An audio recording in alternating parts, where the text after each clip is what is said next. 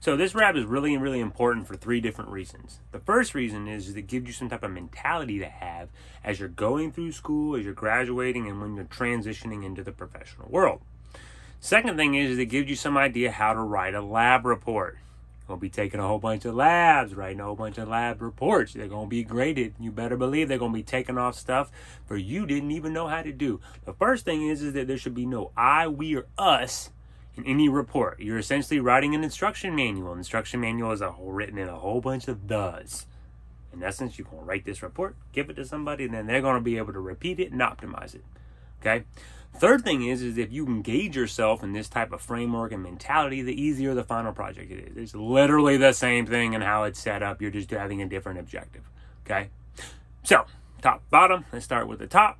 Top, name, date. It's really important, but it needs to be shown there. Everything needs to match identical in terms of font size and all that fun stuff. All right? Next thing is scope. This is really, really important. It sets the stage from what I'm about to get myself into. You guys have been engulfed and hopefully engaged in this material for a good amount of time. I want to put myself in your disposition to see how you wrote this report. Okay? You guys have already been thinking this stuff about these questions. I hate the whole word minimum thing, but students just try to not play nice, okay? So just give me something to put the effort I want. I just want to know what you were thinking anyway. Just put it down on paper, okay? Next thing is the references. I guess you got to click on your link to be able to access your job. If I can't see what you were looking at, that kind of defeats the purpose of me being in your shoes. Third thing is terminology, okay? A term should be a term and a definition, okay? Please don't just list all the terms, okay? The next thing is this should just kind of give you some idea, at least for some context of what position and the responsibilities you're going to have. And what I mean by that is when you're reading these things, ooh, what does that mean? Or I'm going to have to do that? I don't know what that is, okay? So just figure out what that is and write the definition, okay? It's difficult because some students say, I know everything. Every term, I just know it all. I don't know anything. So I feel like if you knew at everything, you would be the engineer writing it. And you wouldn't be going to school because you knew everything. So just please keep an open mind, okay? Apparatus is the same thing as tools or equipment needed. You can't put the instruction manual if you don't know what you need, okay?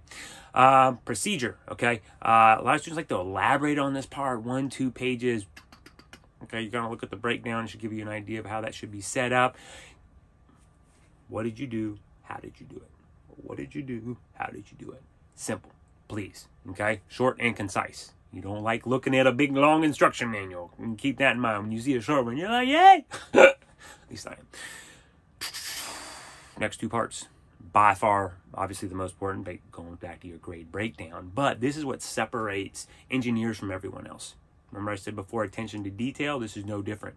Meaning, like, hopefully I'm optimistic that everyone has gone through some type of job search or resume, whatever it may be, in another class, okay?